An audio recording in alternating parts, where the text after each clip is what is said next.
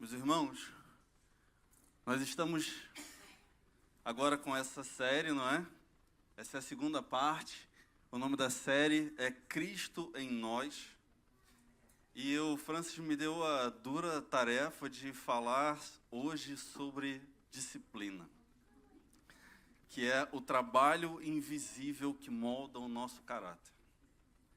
Eu não tenho como dizer para vocês como eu fui quebrado e quebrantado enquanto eu estudava.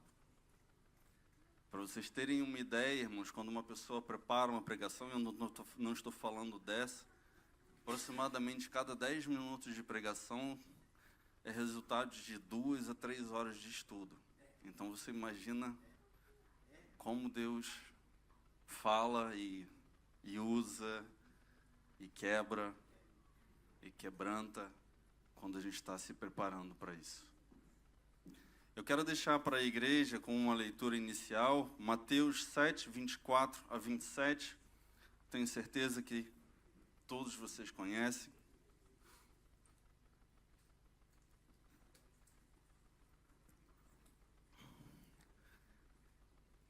Mateus 7, 24, 27. Todo aquele, pois, que ouve essas minhas palavras e a pratica, será comparado a um homem prudente que edificou a sua casa sobre a rocha.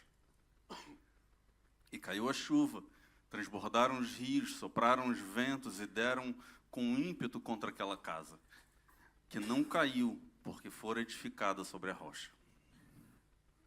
E todo aquele que ouve essas minhas palavras e não as pratica, será comparado a um homem insensato, que edificou a sua casa sobre a areia.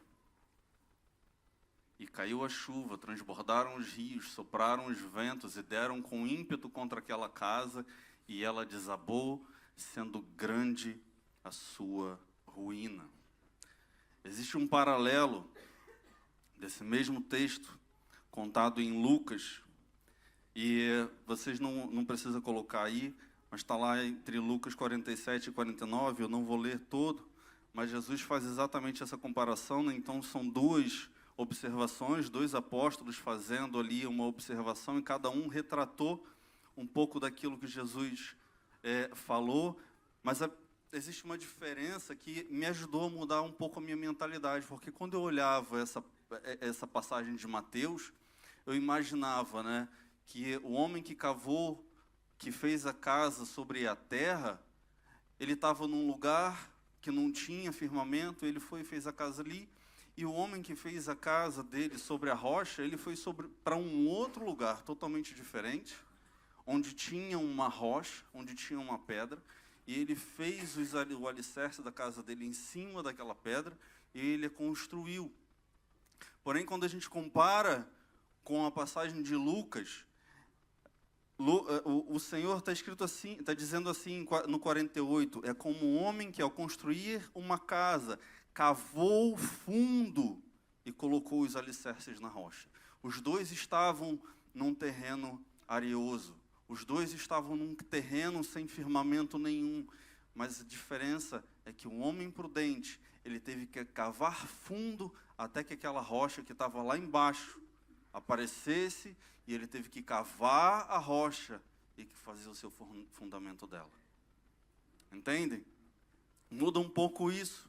Então, o que Jesus está fazendo aqui, irmãos? Ele está, primeiro, passando conhecimento. Os dois homens, tanto o prudente quanto o insensato, eles ouviram exatamente as mesmas palavras. O Senhor, ele não fala que houve diferença na construção da casa deles, uma não era maior do que a outra, não era mais bonita que a outra, isso simplesmente não importa. Mas o que eles fizeram? Primeiro, os dois adquiriram conhecimento, os dois ouviram as palavras do Senhor. O Senhor estava ministrando ao coração deles, e os dois ouviram a palavra do Senhor. E o que existe de importante nesses dois trechos, tanto de Lucas quanto de Mateus? Jesus fala quem pratica e quem não pratica. Isso daí ele está falando, irmãos, sobre executar de maneira constante alguma coisa. O praticar as minhas palavras Está falando alguém que executa de maneira constante, de maneira firme, de maneira frequente. Isso exige esforço, exige persistência. E não tem absolutamente nada a ver com as nossas vontades, com os nossos desejos, com o que a gente sente, com o que a gente quer. Porque se for contar com o que a gente quer, com o que a gente deseja, a gente não ora, a gente não lê, a gente não jejua, a gente não vem para a igreja, porque a nossa carne, ela quer ficar sentadinha no sofá vendo Netflix. Quando o Senhor fala, quem a pratica, Ele está falando, não é executar alguma coisa de maneira esporádica. Quando eu quero, hoje eu vou, passo 3 semanas sem ir, aí depois eu vou de novo, aí vou de novo, depois eu passo 2 meses sem procurar, depois eu passo 2 meses sem ler a Bíblia, aí eu vou, dou uma olhadinha de novo, olho lá Salmo 23, está tudo bem, e aí eu passo mais 1 semana sem orar. Quando o Senhor está falando, aquele que ouve e as pratica, põe em prática de maneira regular, frequente, constante, consistente. Esse é o homem prudente. E o que acontece? Qual é o resultado dessa parábola, dessa história que Jesus está contando? O resultado é uma casa forte, capaz de suportar as tempestades, dificuldades, provações que absolutamente todos nós vamos enfrentar.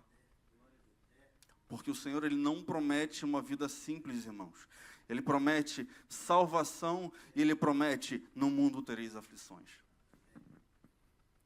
Então, nós temos aqui um que teve que cavar muito, e como resultado ele tem uma casa firme, filhos firmes, um casamento firme.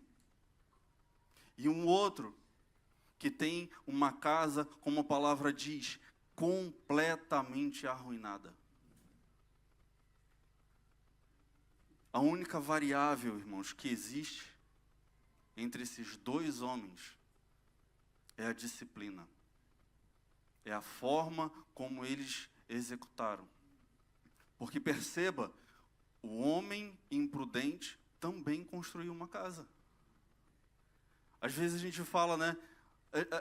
Quando olha para isso, parece que o homem imprudente ele não fez absolutamente nada. Mas não, o homem imprudente, ele também construiu uma casa. O homem imprudente, ele também tinha filhos. O homem imprudente, ele também tinha um casamento. O homem imprudente, ele também tinha um emprego. Um homem imprudente também tinha um ministério.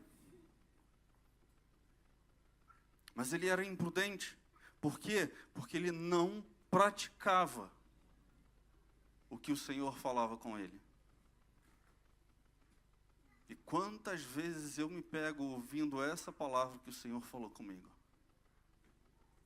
Eu estou te comparando como o homem imprudente. Isso é muito difícil de ouvir, irmãos. Isso é muito difícil de ouvir. Aí a gente fala assim, não, mas eu sou muito bom nisso daqui. Mas Jesus está falando, mas está faltando isso aqui. Você pode ser ótimo numa determinada área, irmão. Mas com certeza está faltando alguma coisa. O homem insensato,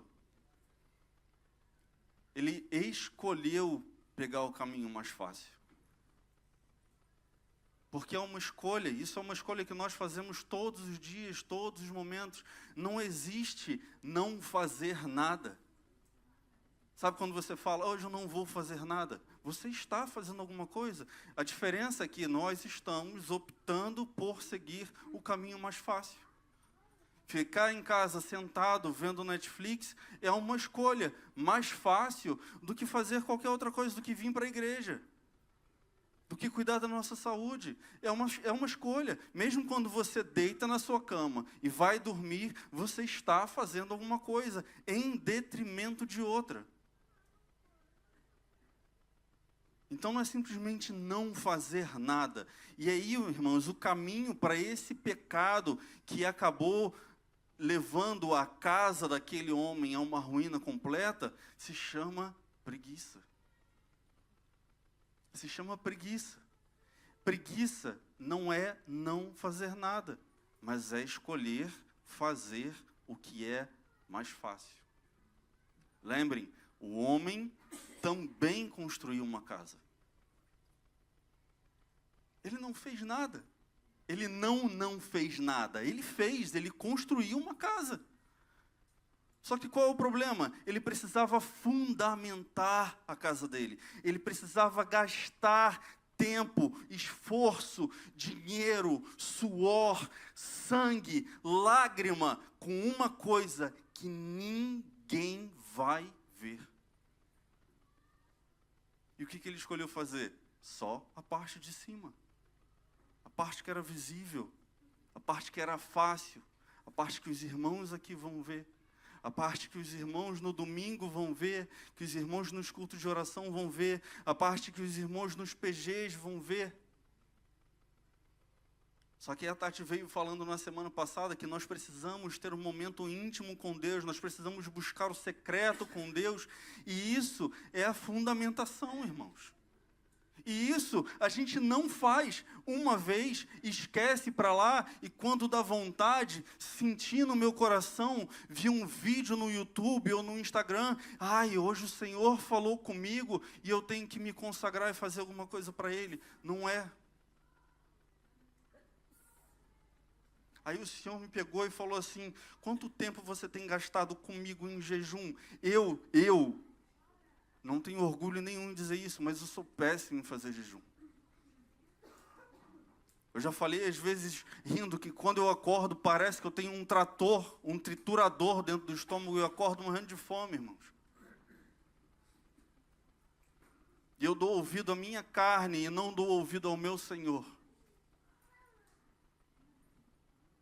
E eu não falo isso com orgulho nenhum, irmãos, porque o Senhor, Ele me quebrou ontem. E é isso daqui que ele chama de preguiça, de falta de disciplina, de escolher o que é mais fácil, de atender a minha necessidade da hora em detrimento do que é eterno.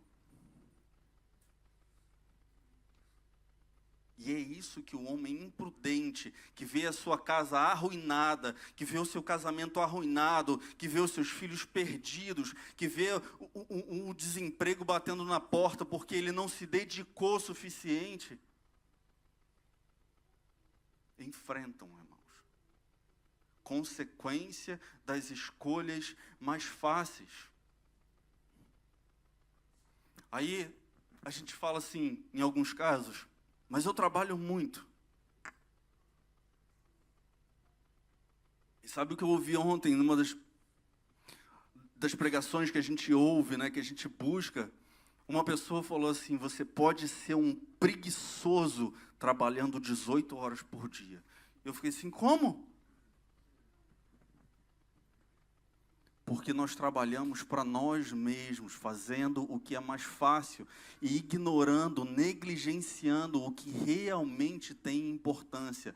Eu posso fazer hora extra, eu posso me matar de trabalhar para mim mesmo e negligenciar o cuidado que os meus filhos precisam. Eu posso negligenciar o dia que meu filho precisa estudar para uma prova de matemática, porque eu estou trabalhando demais. Eu posso negligenciar o meu casamento, o que a minha esposa está precisando, porque eu estou trabalhando demais. Então eu estou usando o meu trabalho como disfarce para a minha preguiça de ter que resolver alguma coisa que é realmente importante para Deus, porque eu estou olhando para mim, fazendo o que eu quero para mim,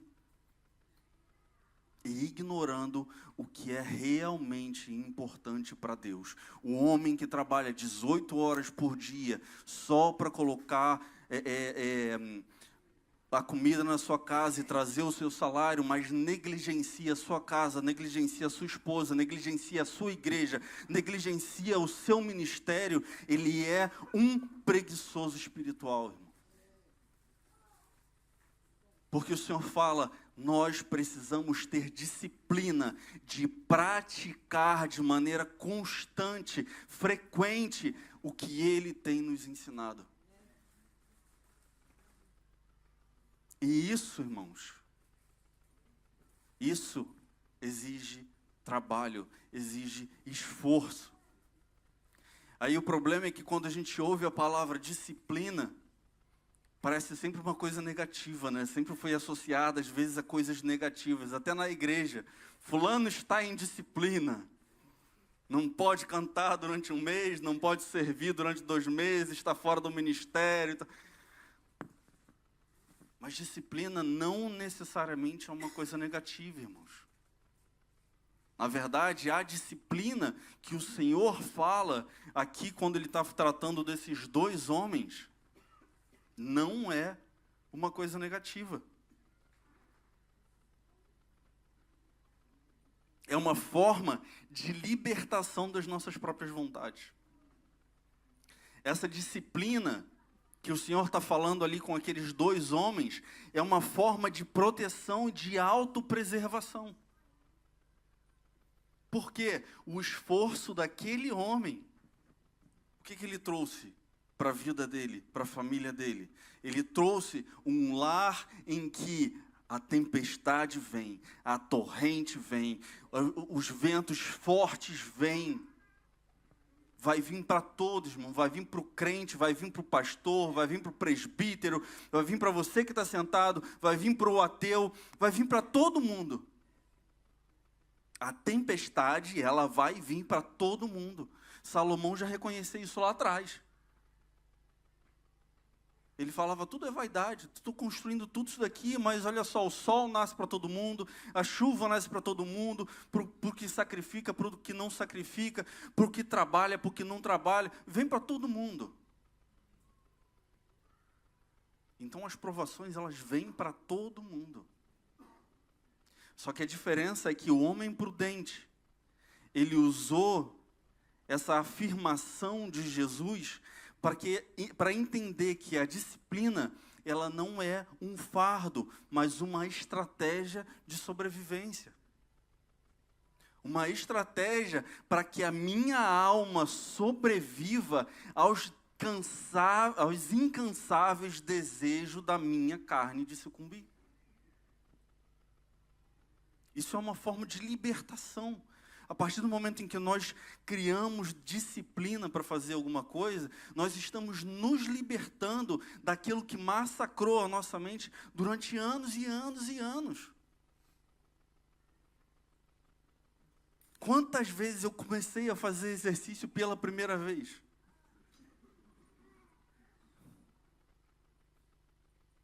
E não tive disciplina para continuar, para alcançar o resultado que eu esperava. Quantas vezes eu comecei alguma coisa pela primeira vez? Quantas vezes eu comecei alguma coisa e larguei aquilo pelo caminho, porque a minha falta de disciplina não me permitiu ser forte o suficiente para continuar me esforçando, continuar me entregando, continuar trabalhando até que o resultado, em algum momento, lá na frente aparecesse. E a gente comete exatamente o mesmo erro com as coisas de Deus.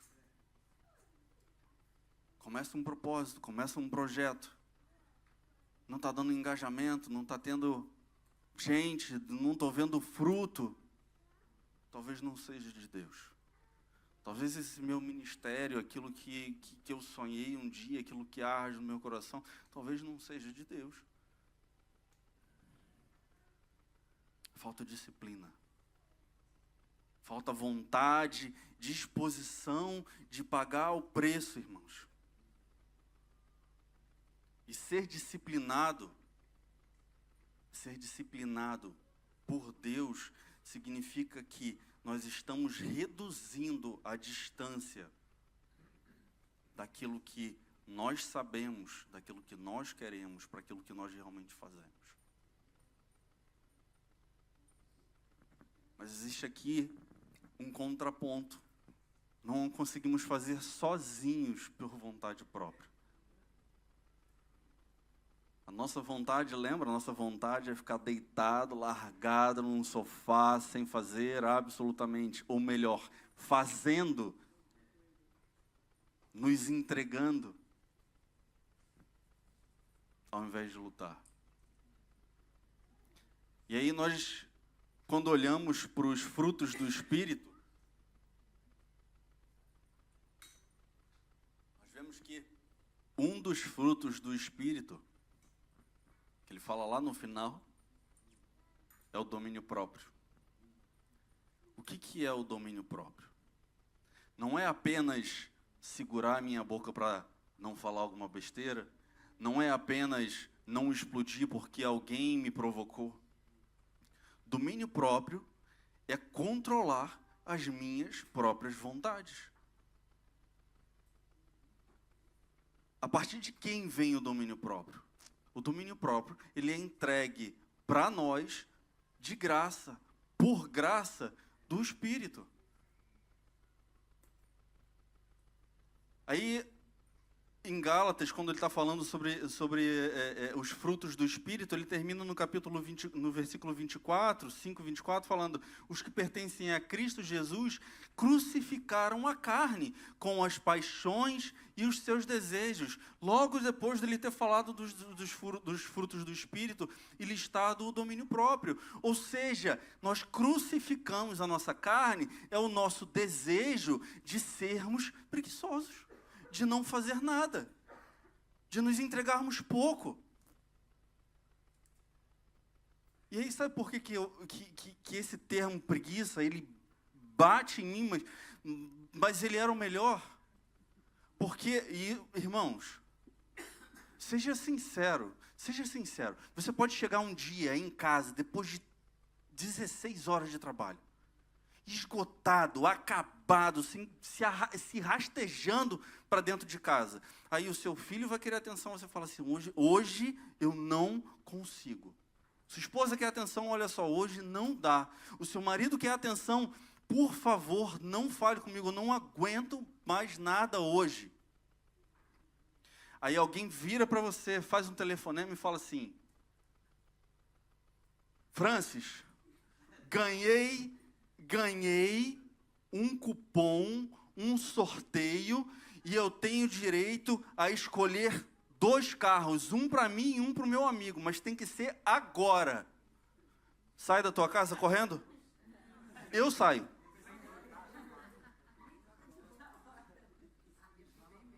Eu saio. Se a tua amiga liga para você, fulana, recebi um cupom de 5.000 euros para gastar lá em Vila do Conde. Metade para mim, metade para você. Vai ou não vai? Vamos ser sinceros, irmãos. Mas a gente estava se arrastando, a gente entrou em casa rastejando, a gente não aguentava mais falar com os nossos filhos, a gente não aguentava dar atenção para a nossa esposa, para o nosso marido. De onde é que essa força apareceu? Motivação. A motivação da gente de ir comprar um carro, de ir gastar dinheiro com roupa, ela nos faz levantar. Por que não faz isso para as pessoas que são as pessoas mais importantes das nossas vidas?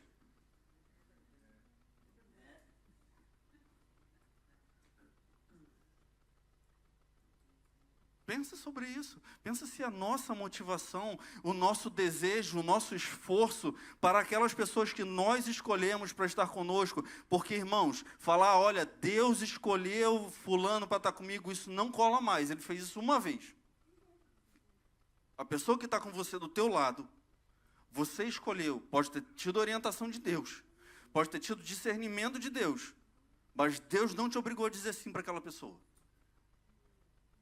Deus não te obrigou a ter os filhos que você tem.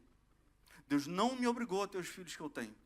Então, quando Ele fala para mim, você está sendo preguiçoso e não está gastando tempo, investindo tempo com a tua família, eu preciso analisar as minhas motivações.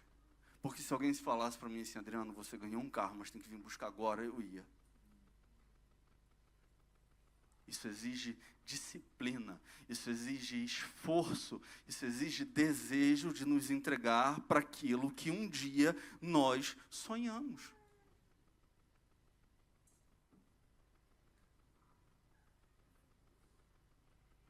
O homem prudente, irmãos, ele simplesmente decidiu que ele tinha que cavar fundo até encontrar o alicerce para sua casa.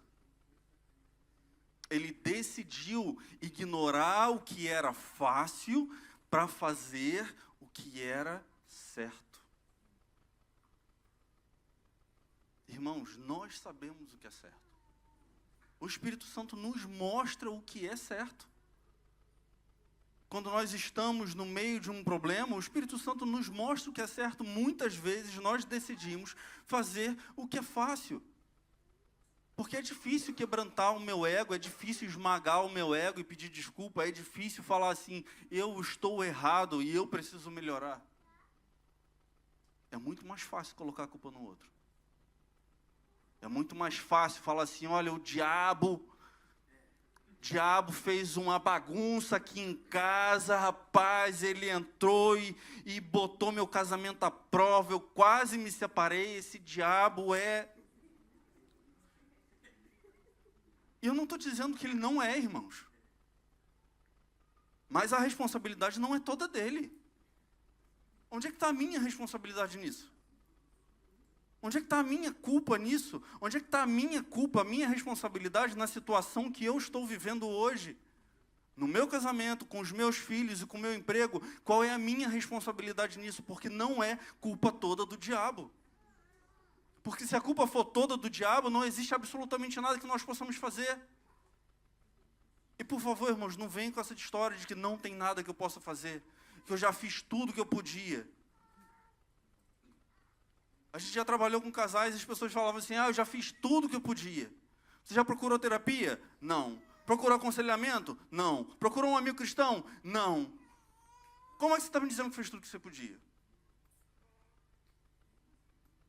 Mas a culpa é toda do diabo? Será que isso não é uma forma da gente simplesmente jogar para baixo do tapete as nossas responsabilidades? Porque isso é mais fácil do que ter disciplina para domar o nosso ego. Porque nós fomos ensinados desde cedo que nós precisamos ser felizes, nós precisamos estar certo. E aquilo foi incutido na nossa pele, no nosso sangue, desde cedo. E agora, transformar aquilo que faz parte da nossa mente, dói muito. É igual uma pessoa que vai para a academia. Se eu sou uma pessoa sedentária durante anos, décadas da minha vida, quando eu vou para a academia, a primeira coisa que eu sinto é raiva, ódio, dor, desejo de que aquilo acabe. Porque aquilo não faz parte de mim, eu não tenho prazer naquilo e aquilo está me causando dor. Aí você olha para as pessoas, meu amigo lá atrás, bombado, saradão, que vai para a academia todo dia, eu falo assim, eu não consigo imaginar como que uma pessoa faz isso. E sente prazer. E sente prazer. O que eu preciso para poder sentir prazer naquilo que me causa dor? Disciplina, irmãos. Para passar pela dor, para passar pela parte difícil, até que em algum momento eu vá encontrar prazer naquilo que me faz sentir dor. Eu infelizmente larguei a academia, irmãos, teve um momento que eu sentia prazer. Eu estava indo de segunda a sexta na academia. 2 dias na semana para jiu-jitsu, 3 dias na semana para musculação. E eu comecei a sentir prazer naquilo. Minha esposa estava reclamando. Mas eu não tive disciplina para poder manter aquilo. Sabe? A gente precisa de disciplina para passar pelo que nos faz sofrer, passar pelo que nos causa dor, para que nós possamos sentir prazer naquilo e depois, não adianta falar, opa, estou bem, agora estou sentindo prazer nisso, não preciso mais fazer. Porque se nós não tivermos disciplina para poder manter aquilo, vai embora, escorre pelos nossos dedos. E aí sabe o que acontece? Agora eu preciso entrar na academia de novo. E eu tenho absoluta certeza que no dia que eu entrar, eu vou odiar aquilo, eu vou sentir dor por causa daquilo. Porque um dia Deus me entregou alguma coisa nas mãos e eu padeci por aquilo. E eu senti prazer naquilo, mas em algum momento eu decidi não continuar com aquilo. E aí o Senhor falou, mas você tem que voltar para aquele mesmo caminho e fazer o que te mandei. E o que vai acontecer conosco? Nós vamos passar pelas mesmas dores novamente. Então, ter disciplina para fazer o que Deus requer que nós façamos é muito difícil. Mas o Senhor dá um exemplo claro do resultado disso. Existe o resultado. Quem aqui não quer ter uma casa firme, uma casa alicerçada, que quando apareça algum problema a gente fala assim, não, ó, tô tranquilo. Pode vir que eu tô firme, nada me abala. Todo mundo quer. A diferença entre querer e a diferença e ter alguma coisa é a disciplina para fazer. O nosso problema é que quando a gente começa a fundamentar a casa, a gente começa a cavar, a gente fala assim, pô, mas não está dando resultado nenhum. As pessoas olham lá do lado de fora, no meu quintal, e falam, não tem nada. Você passou 6 meses trabalhando e não tem nada para apresentar? Quem olha do lado de fora vai olhar simplesmente um campo liso. E você está lá, dia após dia, cavando, igual Jesus falou aqui em Lucas, cavando. Está fácil? Não. Adivinha o que acontece? Você encontra pedra. E o que o homem prudente faz? Ele cava a pedra. Não fica mais fácil, irmãos. Não fica mais fácil. Só que nós precisamos olhar a longo prazo, o resultado que a nossa disciplina em orar, em meditar, em jejuar, em vir para a igreja, em fazer parte de comunhão com os irmãos, o que aquilo vai nos trazer? Porque se nós olharmos para o imediato, às vezes a gente vai sair daqui, vai chegar ali fora e vai falar assim, hoje o culto não foi bom não. O culto não foi para a gente. Quando você tem disciplina e começa a ter discernimento, você vai entender que esse culto não é para mim e não é para você. Quem é que fala o culto não foi bom? O crente indisciplinado que não gosta de estar em comunhão, que não entende o que é a palavra de Deus e não entende o que é cultuar a Deus.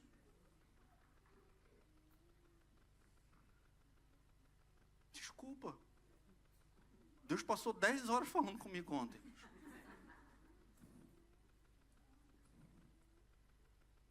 Só que se eu não puder falar para vocês que vocês precisam melhorar e que eu preciso melhorar, por que nós precisamos todos melhorar? Porque nós não somos perfeitos. Ninguém é e ninguém vai conseguir ser por mais esforço que nós façamos. Isso não significa que nós devamos parar no meio do caminho. Que nós devamos desistir quando aparece a primeira dificuldade. Porque o Senhor, Ele nos chama a insistir, a sermos firmes, a sermos constantes. Porque, irmãos, o caminho para uma vida próspera, ele é difícil. Fácil é não fazer nada, é se entregar, isso é fácil.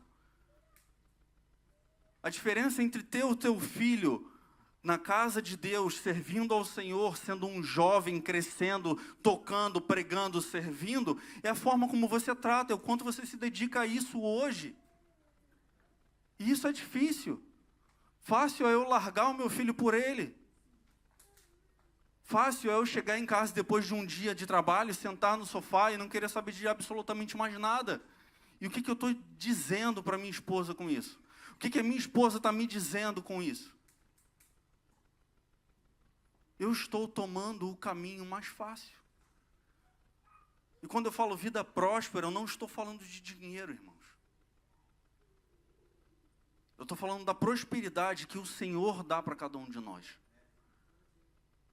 Eu estou falando de uma vida de comunhão. Manter a comunhão, manter o relacionamento com os irmãos é difícil. Fácil é eu ficar em casa e não ter que lidar com os problemas de mais ninguém. Viver em corpo, viver em comunhão é difícil, porque vai ter sempre um problemático. E quanto mais você ora, quanto mais você jejua, quanto mais você busca, com o ministério que você tem, que você está buscando, mais problema vai te aparecer. Quando a gente fala com o pessoal do Ministério de Casais, a gente fala assim, olha, esteja preparado. E a gente nem vai chamar qualquer um, porque a gente sabe que vão vir as provações. Porque é difícil. Você acha que é fácil? Se fosse fácil, qualquer um fazia. Manter uma vida saudável, irmãos, é difícil. Se eu quero ser uma pessoa saudável, se eu quero perder a minha barriga, isso é difícil, isso exige disciplina, exige exercício e não um dia só. E a gente normalmente, e eu muitas vezes, escolho o caminho mais fácil. E é isso que o Senhor está falando, você está escolhendo o caminho mais fácil. Mas eu amo a minha família. Mas você está se cuidando pela sua família? Mas eu amo a minha igreja. Mas você está se dedicando, você está lendo. Você está buscando ao Senhor pela sua igreja. Eu amo os meus filhos, você está se cuidando para um dia poder ver os filhos dele.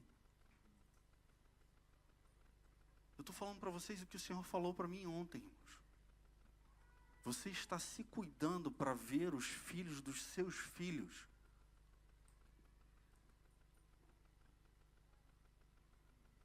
Você está se cuidando para cuidar das pessoas que o Senhor tem colocado à sua volta. Você está buscando conhecimento para ter um casamento mais saudável.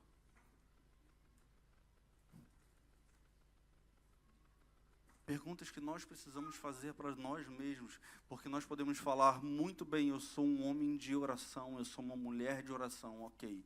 Como é que está a tua vida, a tua saúde? Não, eu sou o cara que malha, que faz isso, ok. Como é que está a tua vida de oração? Eu sou o cara que ora, ok. Como é que está a sua vida de devocional com Deus? Como é que está a sua vida na comunhão com o corpo de Cristo? Mas nunca está bom.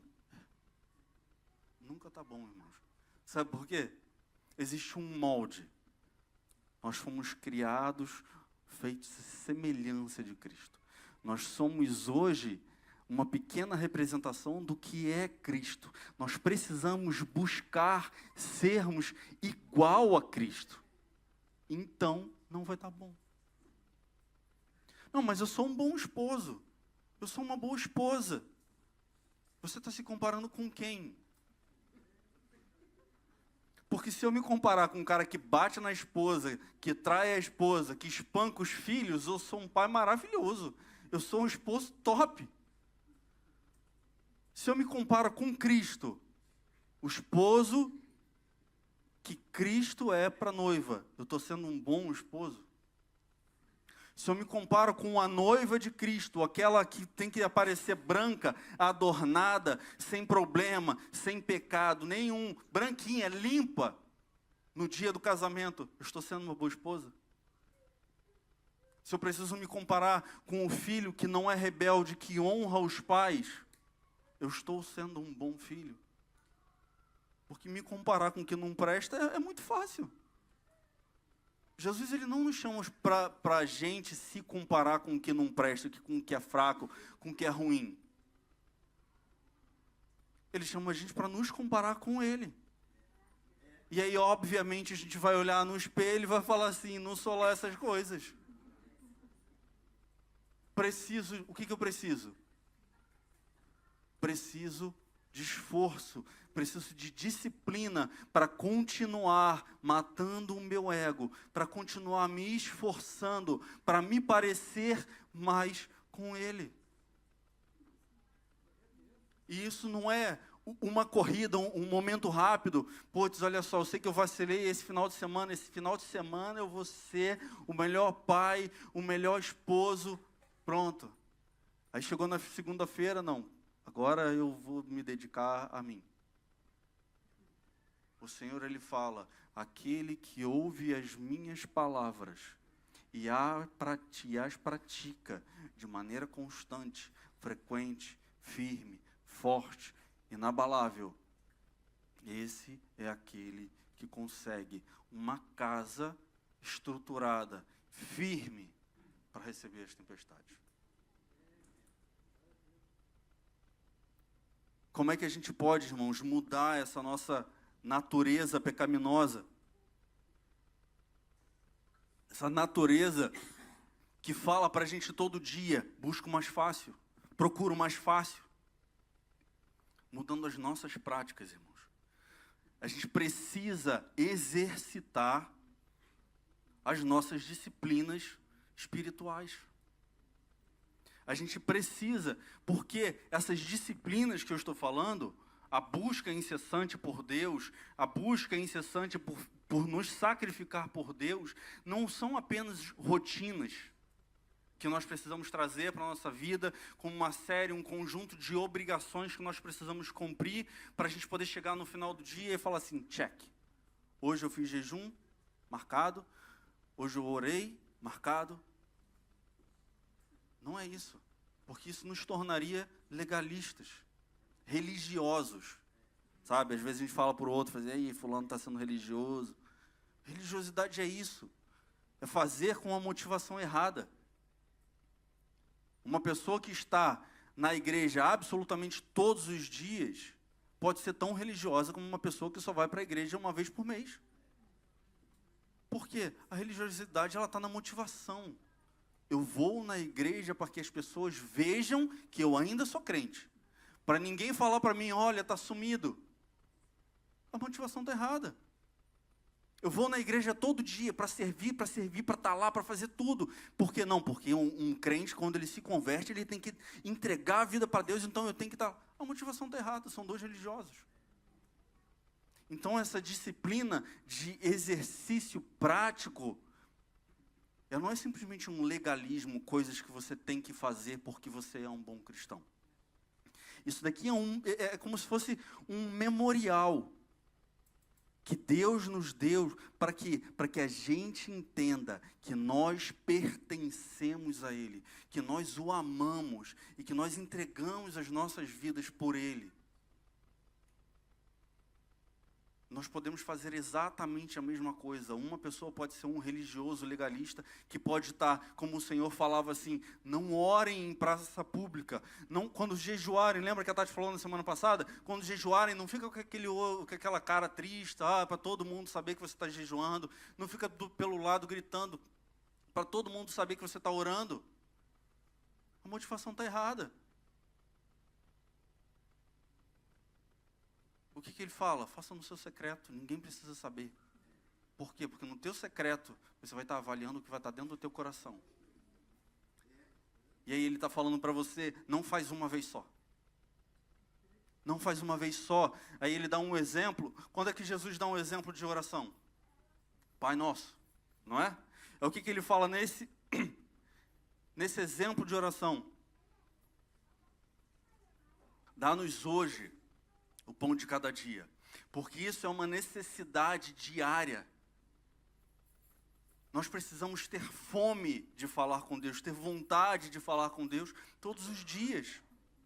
Aí em 1 Tessalonicenses 5,17, Paulo fala assim, orem constantemente. Quantas vezes nós temos falhado nisso? Quantas vezes eu tenho falhado nisso? É uma vida diária, irmãos, é pedir, através desse exercício, que o Senhor continue falando conosco. Não é simplesmente para descarregar os nossos problemas. O problema é que a gente inverteu o propósito da oração e a gente pensa, o propósito da oração sou eu. Então eu vou chegar para Deus como se Ele fosse um gênio da lâmpada e vou fazer todos os meus pedidos para mim.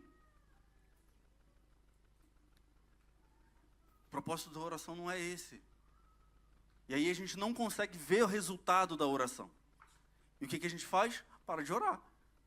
Estou pedindo todo dia a Deus um carro para mim, para poder usar só para mim, para minha família, porque eu também não quero saber de ajudar a gente, de sujando meu carro. E não estou sendo respondido. Aí a pessoa para de orar, porque Deus não está ouvindo. Motivação errada. A oração, ela é uma expressão do nosso desejo, a nossa vontade, a nossa dependência de falar com Deus. Quem é casado, quem é namorado aqui, sabe que quando começou a namorar, que você parecia que sentia necessidade de falar com aquela pessoa? Você não ligava para ela, não buscava encontrar com ela só para ficar pedindo.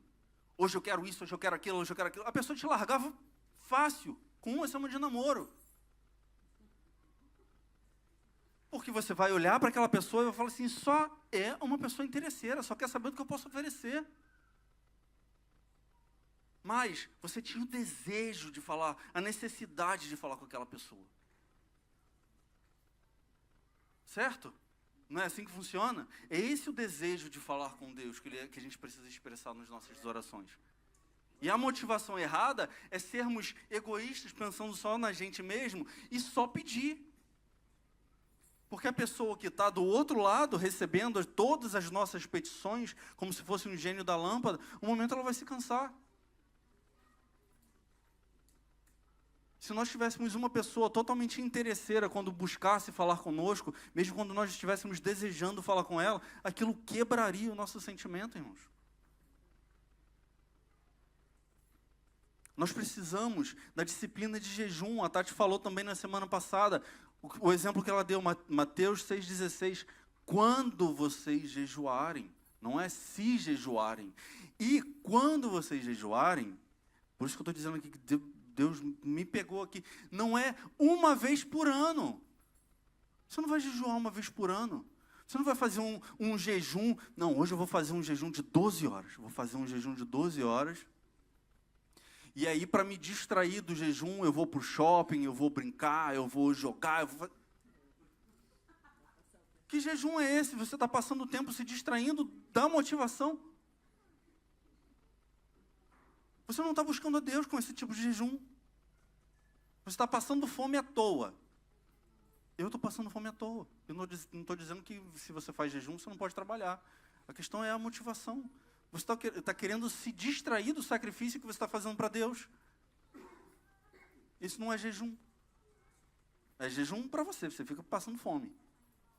Talvez consiga emagrecer com isso, mas o jejum para Deus não.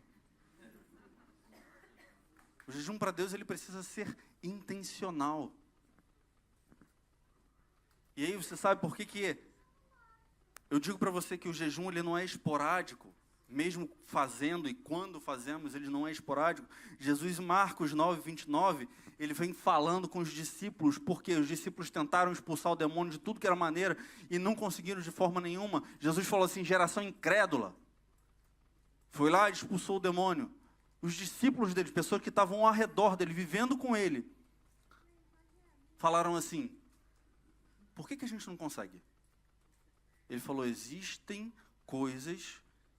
casta de demônio que só sai com jejum e oração. Então o jejum uma vez por ano não conta. Tem que ser uma prática, irmãos. Tem que ser uma prática. E o Senhor falou para mim, tem que ser uma prática, Adriano. O seu jejum inconsistente uma vez ou outra não conta.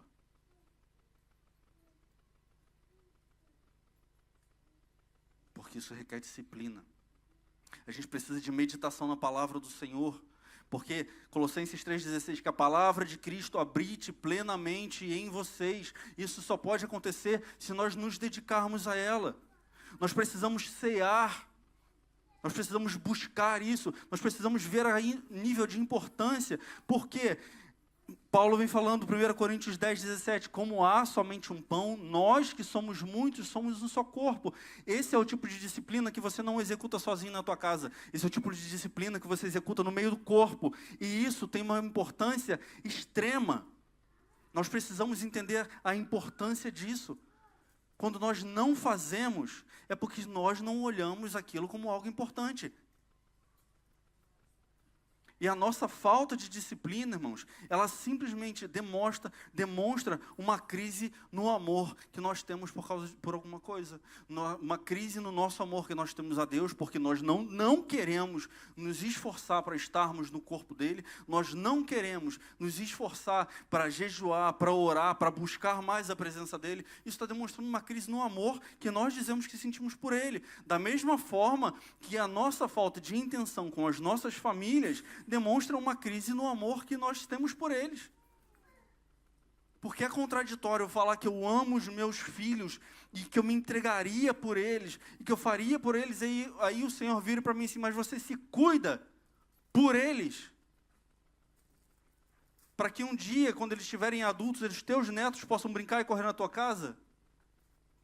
Percebe como é contraditório? É isso, irmãos. Os principais inimigos da nossa disciplina, eu já vou acabar, me desculpa, já vou acabar. Os principais inimigos, irmãos, que nós temos hoje, é uma sociedade que bota na nossa cabeça que nós precisamos encontrar resultado rápido.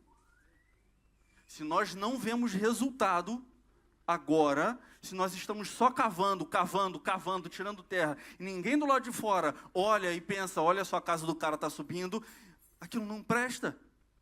Porque vão olhar para mim e falar assim, o Adriano não está fazendo nada. E a minha necessidade de mostrar resultado, de ver resultado, vai falar, olha só, isso daqui não está dando certo, eu vou abandonar. A minha oração, o meu jejum, nada disso está dando certo, eu vou abandonar. A minha falta de conhecimento, de entendimento sobre a necessidade sobre cada uma dessas coisas. E a minha religiosidade, irmãos. Achar que eu estou sendo melhor do que os outros porque eu estou orando, porque eu estou jejuando, porque eu estou fazendo isso, porque eu estou fazendo aquilo. Isso é uma das grandes maneiras de acabar com a minha disciplina espiritual. E para isso, para conseguir tudo isso, eu preciso matar as minhas vontades. Matar as minhas vontades é uma das coisas mais difíceis que tem, irmãos. Porque quando é que nós passamos a ser uma pessoa disciplinada? Quando nós queremos mais o resultado da disciplina do que os prazeres momentâneos do que nós conseguimos agora com a coisa fácil. E a conversão, ela nos treina a dizer não a esses impulsos imediatos. Essa vontade imediata, do prazer imediato, aquilo que o Instagram oferece para você toda vez que você fica rolando. Ninguém consegue competir com aquilo, irmãos. Nenhuma disciplina espiritual consegue competir com aquilo. Porque aquilo dali é o quê? Prazer imediato, uma descarga emocional no teu cérebro. Uma hora você está rindo, uma hora você está chorando, volta a rir de novo, volta a chorar de novo. Tudo ali, ó, em 5 minutos. Nenhuma disciplina de oração, de jejum, de nada vai fazer você sentir isso tão rápido. Então, irmãos, nós precisamos sair da nossa zona de conforto. Nossa zona de conforto, ela precisa ser descarregada, precisa ser expulsa. Nós às vezes estamos dentro da nossa zona de conforto, trabalhando as 16 horas por dia. Porque eu não quero ter que lidar com uma situação complicada quando eu chegar em casa. Eu não quero ter aquela DR com a minha esposa, entendeu? Que está esperando há muito tempo. Então é mais fácil eu me afogar no trabalho e usar o meu trabalho como desculpa. É mais fácil eu estar na minha zona de conforto dizendo, eu não consigo fazer nada da minha vida. Eu estou sofrendo tanto, sentado no sofá, enquanto a tua família está padecendo. Disciplina exige de nós sair da nossa zona de conforto, mesmo que às vezes aquela zona de conforto esteja doendo. Eu conheço uma pessoa, minha esposa também, que a zona de conforto dela está passando por um problema. Aí ela fala, eu estou passando por tanto problema, eu estou assim, eu estou assado, minha vida é tanto sacrifício, isso e aquilo. Aí alguém pega e resolve o problema dela. Acha que aquela pessoa está bem? Ela encontra outro problema. Porque apareceu outro problema? A zona de conforto dela, e as pessoas, tadinha, fulano é tão coitadinha, fulano precisa tanto de atenção. E ela está ali na zona de conforto dela, passando por dificuldade, e você fala assim, não, mas eu vivo passando por dificuldade, e o que você está fazendo com isso? Minha zona de conforto não é só ficar sentado no sofá, irmãos. É estar parado no mesmo lugar sem tomar atitude nenhuma sobre alguma coisa que está matando a minha família, que está matando o meu ministério, que está me impedindo de progredir na minha vida espiritual com o Senhor. Isso é estar na minha zona de conforto. Então você pode estar sentado no sofá na tua zona de conforto, você pode estar trabalhando 16 horas na tua zona de conforto, você pode estar se sentindo um miserável, impotente, cheio de trauma na tua zona de conforto, porque você não procura um psicólogo para poder tratar o problema que você tem, e está passando o problema que nós temos para os nossos filhos, porque eu sou um coitadinho. E os meus filhos estão sofrendo porque eu me sinto um coitadinho e eu não consigo fazer absolutamente nada sobre isso, na minha zona de conforto.